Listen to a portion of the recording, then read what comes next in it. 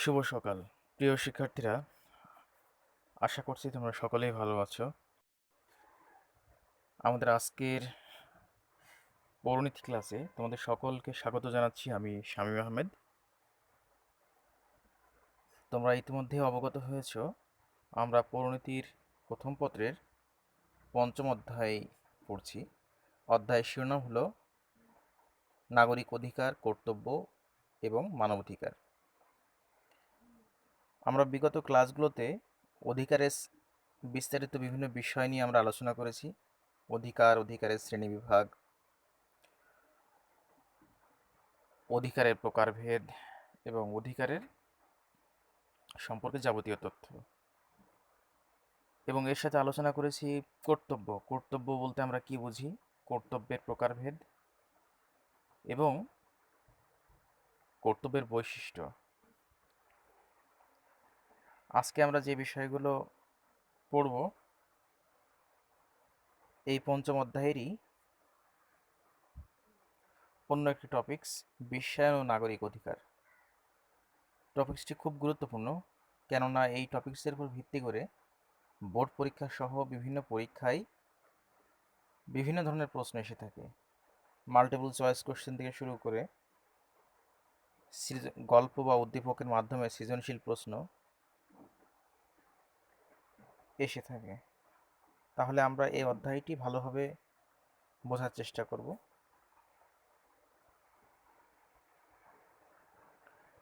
এই অধ্যায়ের শিখন ফলগুলো হলো,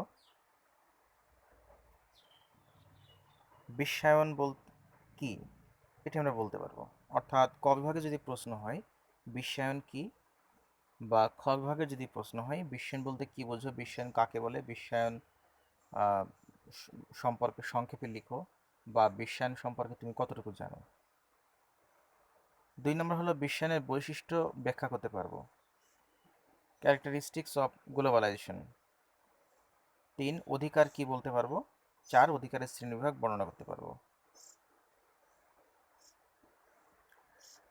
এখানে অধিকারের টপিক্সটি আমরা যদিও শেষ করেছি, তারপরও আমরা অধিকারের সাথে বিশ্বায়নের যে সম্পর্ক, সেই বিষয়গুলো আমরা এখানে আবার আলোচনা করতে হবে, কারণ টপিক্সের সঙ্গে রিলেটেড বিষয়টা আলোচনা করতে হবে যে বিশ্বায়নের সাথে নাগরিক অধিকারের কতটুকু সম্পর্ক।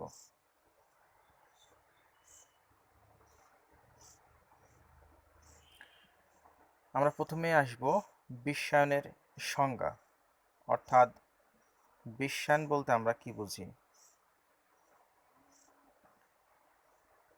বিশ্বায়ন হলো ব্রিটিশ উপনিবেশ এর বিশ্বব্যাপী অর্থনৈতিক ও সাংস্কৃতিক আগ্রাসনের নতুন ধারণা। কথাটির অর্থ হলো, বলা হয় যে এমন এক সময় ছিল যখন ব্রিটিশ সাম্রাজ্যে সূর্য অস্ত যেত না,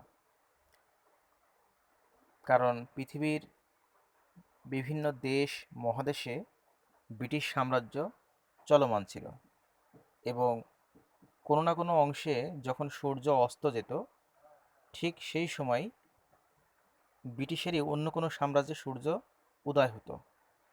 এই কারণে বলা হতো যে ব্রিটিশ সাম্রাজ্যে কখনো সূর্য অস্ত যেত না। সেই ব্রিটিশ সাম্রাজ্য আস্তে আস্তে বিলীন হতে থাকলো, এবং একসময় শুধুমাত্র তার নিজ দেশের মধ্যেই ব্রিটিশরা সীমাবদ্ধ হতে থাকলো। তো এই সীমাবদ্ধ হওয়ার আগেই বিশ্বব্যাপী এক নতুন অর্থনৈতিক ও সাংস্কৃতিক ব্যবস্থার দিকে ধাবিত হয়। এই ব্যবস্থাটিকে বলা হচ্ছে গ্লোবালাইজেশন বা বিশ্বায়ন। বিশ্বায়ন হলো এমন একটি বিশ্ব ব্যবস্থা যার প্রধান বৈশিষ্ট্য হলো সীমান্ত মুক্তকরণ ও আন্তর্জাতিকীকরণ। গ্লোবালাইজেশন বা বিশ্বায়নের একটি প্রধান বৈশিষ্ট্য হলো সীমান্ত মুক্তকরণ, অর্থাৎ এই গ্লোবালাইজেশন থিওরি বা তত্ত্বে কোনো দেশ বা অঞ্চল বা জাতির কোনো সীমানা থাকবে না। অর্থাৎ সারা পৃথিবীকে মনে করা হবে একটি গ্রাম। একটি গ্রামে যেমন এক বাড়ির পাশে আরেকটি বাড়ি থাকে, এক প্রতিবেশীর পাশে আরেকটি প্রতিবেশী থাকে, ঠিক তেমনিভাবে সমগ্র দেশটাকে মনে করা হচ্ছে এক একটি বাড়ি, এবং সেই বাড়িগুলোর পাশে আরেকটি বাড়ি, অর্থাৎ প্রতিবেশী সুলভ আমরা যেভাবে আচরণ করে, ঠিক তেভাবেই সারা পৃথিবী হলো একটি গ্রাম, এবং এই প্রত্যেকটি দেশ হলো এক একটি প্রতিবেশী, এবং এর মাঝে কোনো আলাদা ফারাক নেই, অর্থাৎ আলাদা কোনো বিভেদ নেই বা সীমারেখা নেই, সম্পূর্ণটাই একটি গ্রাম। এবং এই গ্রামের মধ্যে সারা পৃথিবীর সকল দেশ বা এর জনগণ একটি গ্রামের বাসিন্দা। সেটাকে বলা হচ্ছে সারা পৃথিবীর আন্তর্জাতিককরণ, অর্থাৎ সারা পৃথিবীটাই একটি দেশ, সারা পৃথিবীটাই একটি গ্রাম, অর্থাৎ গ্রামের সাথে তুলনা করা হয়েছে সারা পৃথিবীর সবগুলো দেশই একটি গ্রামের আন্ডারে, অর্থাৎ পুরোটাই একটি গ্রাম। তো বিশ্বায়নের এই তত্ত্বটা বোঝানো হয়েছে যে যে কোনো জায়গায়, আমি গ্রামের যে কোনো একটি জায়গায় একটি জিনিস উৎপাদন করব আর একটা জায়গায় বিক্রি করব, এখানে সীমানার কোনো দরকার নেই, এবং দেশ, জাতি, অঞ্চল বিভেদের কোনো দরকার নেই। অর্থাৎ সারা পৃথিবীর মধ্যে যে কোনো জায়গায় কোনো একটি দ্রব্য উৎপাদন এবং অন্য জায়গায় সেই দ্রব্যটি বিক্রয় করার যে সিস্টেম, সেটি হলো বিশ্বায়ন। এখানে কোনো সীমানা থাকবে না কোনো দেশের, অর্থাৎ ব্রিটিশরা যদি বাংলাদেশে কোনো পণ্য উৎপন্ন করে সেই পণ্যটি যদি সিঙ্গাপুরে বিক্রি করে, তাহলে আহ, এই যে দেশের কোনো বিধিনিষেধ থাকবে না, এটাকে বলা হবে একটা বিশ্বায়ন বা গ্লোবালাইজেশন। সার্বিকভাবে বিশ্বায়ন হলো উৎপাদন, বন্টন, ব্যবসা বাণিজ্য, পণ্য, পুঁজি, বিনিয়োগ, পরিষেবা, তথ্য, জ্ঞান বিজ্ঞান, প্রযুক্তি, সংস্কৃতি ইত্যাদি সকল কিছুর বিশ্বব্যাপী বিস্তার। তাহলে বিশ্বায়ন বা গ্লোবালাইজেশন বলতে আমরা সর্বশেষ যেটা বুঝলাম সেটি হলো যে বিশ্বায়ন হলো উৎপাদন, বন্টন, ব্যবসা বাণিজ্য, পণ্য, পুঁজি, বিনিয়োগ, পরিষেবা, তথ্য, জ্ঞান বিজ্ঞান, প্রযুক্তি, সংস্কৃতি ইত্যাদি সকল কিছুর বিশ্বব্যাপী বিস্তার। বিশ্বায়নের প্রভাব সকল কিছুর ন্যায় গ্লোবালাইজেশন বা বিশ্বায়নেরও দুটি দিক রয়েছে। একটি হলো ইতিবাচক দিক এবং অপরটি হলো নেতিবাচক দিক। তাহলে বিশ্বায়নের প্রভাবকে আমরা দুই ভাগে ভাগ করতে পারি, একটি হলো ইতিবাচক এবং অপরটি হলো নেতিবাচক। এই টপিকসটি যদি গল্প উদ্দীপকের সাহায্যে আমাদের পরীক্ষায় চলে আসে, তাহলে আমরা এটিকে পয়েন্ট আকারে সাজাবো এবং কমপক্ষে ইতিবাচক 5টা পয়েন্ট, নেতিবাচক 5টা পয়েন্ট, আমরা এটাকে এভাবে উপস্থাপন করতে পারি। বিশ্বায়নের দুইটি নেতিবাচক এবং ইতিবাচক উদাহরণ দিচ্ছি। যেমন রানা প্লাজা ট্র্যাজেডি। এই বহুতল বিশিষ্ট ভবনটিতে ছিল 5টি তৈরি পোশাক শিল্পের কারখানা, একটি ব্যাংক এবং কয়েকটি বিভিন্ন প্রকারের দোকান। ঘটনাটি জাতীয় এবং আন্তর্জাতিক মহলে বেশ আলোড়ন সৃষ্টি করে, যার পরিপ্রেক্ষিতে বাংলাদেশের তৈরি পোশাক শিল্পের ভবিষ্যৎ আজ চরমভাবে প্রশ্নবিদ্ধ। এমনকি এই কারণসহ আরও অন্যান্য কয়েকটি কারণে বাংলাদেশের পোশাক শিল্প খাত মার্কিন জিএসপি সুবিধা থেকে অনির্দিষ্টকালের জন্য বঞ্চিত হয়। বাংলাদেশ টেলিকমিউনিকেশন রেগুলেটরি কমিশন, যেটাকে আমরা বলে থাকি বিটিআরসি, এর তথ্য অনুযায়ী 31 আগস্ট 2013 খ্রিস্টাব্দ পর্যন্ত বাংলাদেশের মোবাইল ফোন ব্যবহারকারীর সংখ্যা 10,93,00,000 ছাড়িয়ে গেছে। কয়েক বছর পূর্বে যখন মোবাইল ফোন ব্যবহার সবেমাত্র শুরু হচ্ছে, তখন হানিফ সংকেতের পরিচালিত ইত্যাদি ম্যাগাজিন অনুষ্ঠানে একবার দেখানো হয়েছিল কিভাবে হয়তো একদিন ফেরিওয়ালারাও মোবাইল ফোন ঝুড়িতে করে বাসায় বাসায় ফেরি করে বেড়াবে। বর্তমান অবস্থা কিন্তু প্রায় সেরকমই। উপরোক্ত বিষয় দুটি বিশ্বায়নের খুবই উৎকৃষ্ট উদাহরণ। প্রথমটি বিশ্বায়নের অর্থনৈতিক এবং দ্বিতীয়টি সামাজিক চিত্র তুলে ধরে। রানা প্লাজায় যে পোশাক তৈরির কারখানাগুলো ছিল, সেখানেই তৈরি পোশাকগুলো রপ্তানি হতো বিদেশে, যার বিনিময়ে কারখানার মালিকগণ মোটা অঙ্কের মুনাফা লাভ করত। সেহেতু রানা প্লাজা তথা যে কোনো পোশাক শিল্প কারখানার ব্যাপারে বিদেশি ক্রেতা কোম্পানিগুলোর অনেক খবরদারি মেনে চলতে হতো স্থানীয় রপ্তানিকারীদের। আবার মোবাইল ফোন বাংলাদেশের মানুষের জীবনে যেন এক বিস্ফোরণ। কী ধরনের প্রভাব যে মোবাইল ফোন বাংলাদেশের মানুষের মাঝে বিস্তার করে চলছে তা অকল্পনীয়। এই মোবাইল ফোনের বদৌলতে অসপড়া পাড়াগাঁয়ে মানুষও দেশ বিদেশে পরিচিত জনদের সাথে যাবতীয় যোগাযোগ করতে পারছে। এটিও বিশ্বায়নের একটি প্রকৃষ্ট এবং বলিষ্ঠ উদাহরণ। তাহলে ইতিবাচক দিক হলো ব্যবসা বাণিজ্যের প্রসার, 2 যোগাযোগ ব্যবস্থার অভূতপূর্ণ উন্নতি, 3 যে কোনো দেশের সামাজিক, রাজনৈতিক ও অর্থনৈতিক উন্নয়ন, 4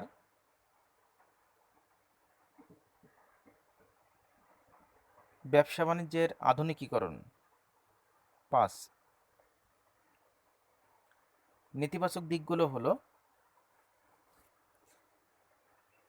অর্থনৈতিক, সামাজিক, রাজনৈতিক ক্ষেত্রে বিভিন্ন বন্ধন ছিন্ন হওয়া, 2 বিদেশি আগ্রাসন, 3 স্থানীয় পণ্যের অবমূল্যায়ন বা বিক্রি বন্ধ, 4 বিদেশি সাংস্কৃতিক প্রভাব, 5 নিজস্ব সাংস্কৃতিক অর্থাৎ দেশীয় সংস্কৃতি ব্যাপক ক্ষতি। এভাবে আমরা পয়েন্টগুলো সাজাতে পারি এবং এই পয়েন্টগুলো আমরা 1 লাইন বা 2 লাইন, 2.5 লাইন ভাবে আমরা ব্যাখ্যা করতে পারি। বিশ্বায়নের বৈশিষ্ট্য বা ক্যারেক্টারিস্টিক্স অফ গ্লোবালাইজেশন। বিশ্বায়নের বৈশিষ্ট্য সম্পর্কে আলোচনা করতে গেলে আমাদেরকে নিম্নোক্ত পয়েন্টগুলো অবশ্যই ব্যবহার করতে হবে। 1 নম্বর পয়েন্ট হলো পণ্যের অবাধ প্রবাহ, অর্থাৎ পণ্যের অবাধ প্রবাহ বলতে বোঝাচ্ছি পৃথিবীর যে কোনো জায়গায় যে কোনো পণ্যদ্রব্য সংগ্রহ করে যে কোনো জায়গায় বিক্রি করার যে সুবিধা, এটি বিশ্বায়ন ছাড়া অন্য কোনো তত্ত্বে বা অন্য কোনো সিস্টেমে প্রযোজ্য নয়। অর্থাৎ বিশ্বায়ন তত্ত্বে একমাত্র এটি প্রযোজ্য যে পণ্যদ্রব্যের সারা পৃথিবীতে অবাধ প্রবাহ। 2 পুঁজির অবাধ প্রবাহ। পণ্যদ্রব্যের ন্যায় পুঁজিরও ঠিক একইভাবে এ কথাটি বলা যায় যে পুঁজির অবাধ প্রবাহ। একজন আমেরিকান তিনি বাংলাদেশে বিনিয়োগ করছেন, একজন আমেরিকান তিনি চীনে বিনিয়োগ করছেন, অর্থাৎ আমেরিকান টাকা চীনে খরচ হচ্ছে বা চীনে যে কোনো প্রজেক্টে কাজে লাগছে। তো এই যে পুঁজি অর্থ হল ধন সম্পদ বা টাকা পয়সা বা অর্থ। এই পুঁজির অবাধ প্রবাহ অর্থাৎ এক জায়গা থেকে আরেক জায়গায় স্থানান্তরিত হচ্ছে, এটি বিশ্বায়নের একটি বৈশিষ্ট্য। বিশ্বায়ন ছাড়া এটি কোনোভাবেই সম্ভব ছিল না যে পুঁজির সারা পৃথিবীতে এই অবাধ প্রবাহ। 3 শ্রমের অবাধ প্রবাহ। বিশ্বায়নের ফলে পণ্য পুঁজির যেভাবে অবাধ প্রবাহ তৈরি হয়েছে বা সৃষ্টি হয়েছে, ঠিক তেমনিভাবে শ্রমেরও কিন্তু অবাধ প্রবাহ সৃষ্টি হয়েছে।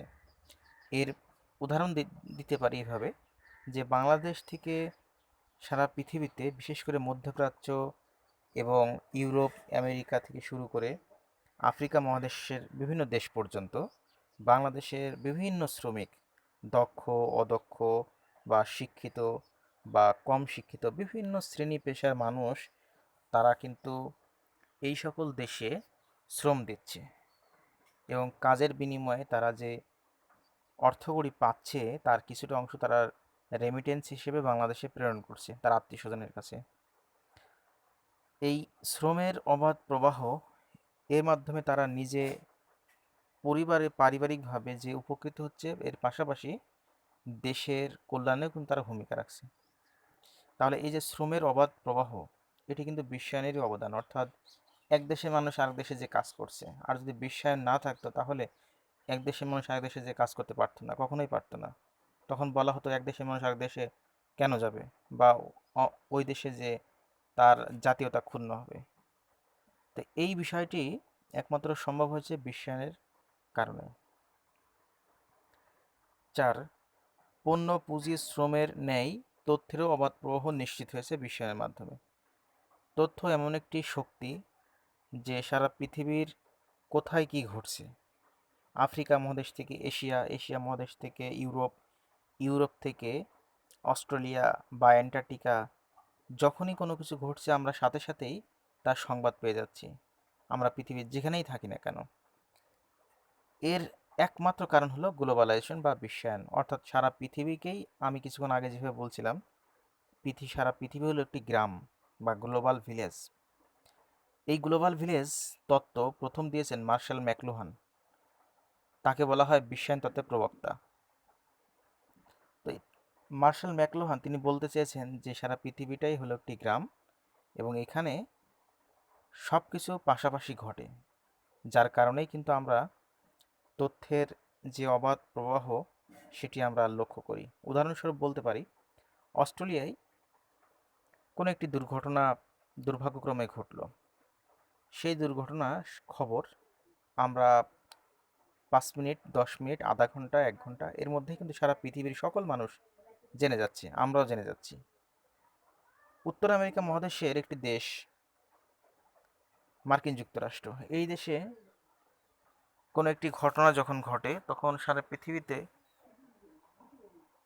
সেটি চাউর হয়ে যায় বা সারা পৃথিবীর মানুষ আস্তে আস্তে জানতে পারে। সেটা 5 মিনিট, 10 মিনিট বা 1 মিনিট বা আধা ঘন্টা, অর্থাৎ খবর আসতে যতটুকু সময়, এর মধ্যেই কিন্তু আমরা সকল তথ্য জেনে যাচ্ছি।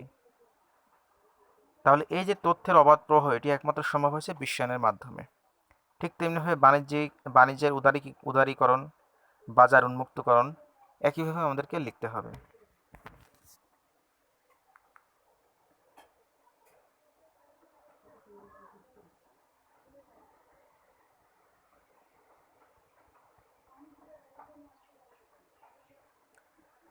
নাগরিক অধিকারের সংজ্ঞা। সাধারণভাবে অধিকার বলতে ব্যক্তিবিশেষের দাবি, আধিপত্য, বিশেষ ক্ষমতা ইত্যাদিকে বোঝানো হয়, কিন্তু পৌরনীতিতে অধিকার বলতে এসব বোঝায় না। তাহলে পৌরনীতিতে কি বোঝায়? পৌরনীতিতে অধিকার বলতে বোঝায় সমাজ ও রাষ্ট্র কর্তৃক স্বীকৃত কতগুলো সুযোগ সুবিধা, যেগুলো ব্যক্তির ব্যক্তিত্ব বিকাশে সহযোগিতা করে বা সহায়তা করে।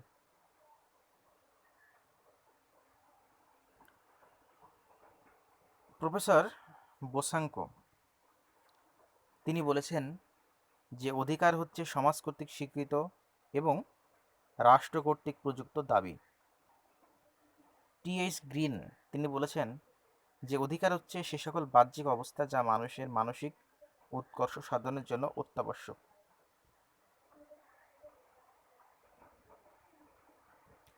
অধিকারের প্রকারভেদ, আমরা অধিকার সম্পর্কে পূর্বের ক্লাসে আলোচনা করেছি যে অধিকার অধিকার হলো মূলত 3 প্রকার।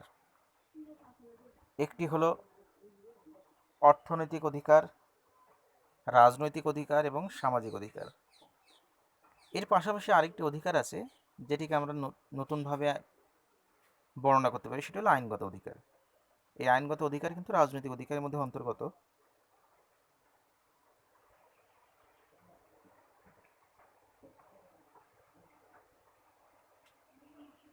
এখানে অধিকার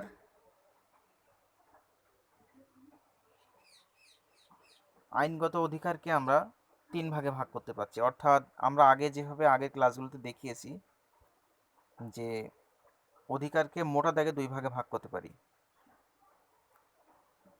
একটি হলো নৈতিক অধিকার এবং অপরটি হলো আইনগত অধিকার। অর্থাৎ নৈতিক অধিকার বলতে সেই অধিকারকে বোঝানো হয় যেটি নৈতিকভাবে আমরা বিভিন্ন সুযোগ সুবিধা রাষ্ট্রের কাছ থেকে ভোগ করি বা সমাজের কাছ থেকে ভোগ করি নৈতিকভাবে, যার যার কোনো আইনগত ভিত্তি নাই। আর অপরটি হলো আইনগত অধিকার, অর্থাৎ যেটি আইনগতভাবে বিভিন্ন সুযোগ সুবিধা বা স্বীকৃতি লাভ করে। এই আইনগত অধিকারের মধ্যে 3টি আছে, একটি হলো রাজনৈতিক অধিকার, সামাজিক অধিকার এবং আরেকটি হলো অর্থনৈতিক অধিকার, সাংস্কৃতিক অধিকার, ধর্মীয় অধিকার। কিন্তু মোটা দাগে 3টি অধিকার, রাজনৈতিক, সামাজিক এবং অর্থনৈতিক। আর বৃহত্তরভাবে যখন আমরা আলোচনা করব তখন সাংস্কৃতিক অধিকার বা ধর্মীয় অধিকার দেওয়া যেতে পারে। সামাজিক অধিকার সমূহ এখানে উল্লেখ করেছি, যেমন জীবন ধারণের অধিকার, পরিবার গঠনের অধিকার, ব্যক্তি স্বাধীনতার অধিকার, চলাফেরার অধিকার, সম্পত্তির অধিকার, চুক্তি করার অধিকার, আইনের চোখে সমান অধিকার, শিক্ষার অধিকার, বেঁচে থাকার অধিকার। রাজনৈতিক অধিকারসমূহ: সরকারি চাকরি লাভের অধিকার, বিদেশি নিরাপত্তার অধিকার, আবেদন করার অধিকার, সরকারের সমালোচনা করার অধিকার, সভা সমিতি করার অধিকার।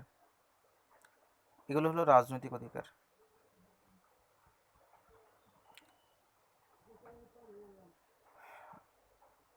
এখানে একটি কাজ দেওয়া হয়েছে, ধর্মীয় অর্থনৈতিক অধিকার একটি তালিকা তৈরি করো। একটি মূলত যখন আমরা সামনাসামনি ক্লাস চালু করব, তখন এটি সকলের জন্য একটি দলগত কাজ হিসেবে বিবেচিত হবে।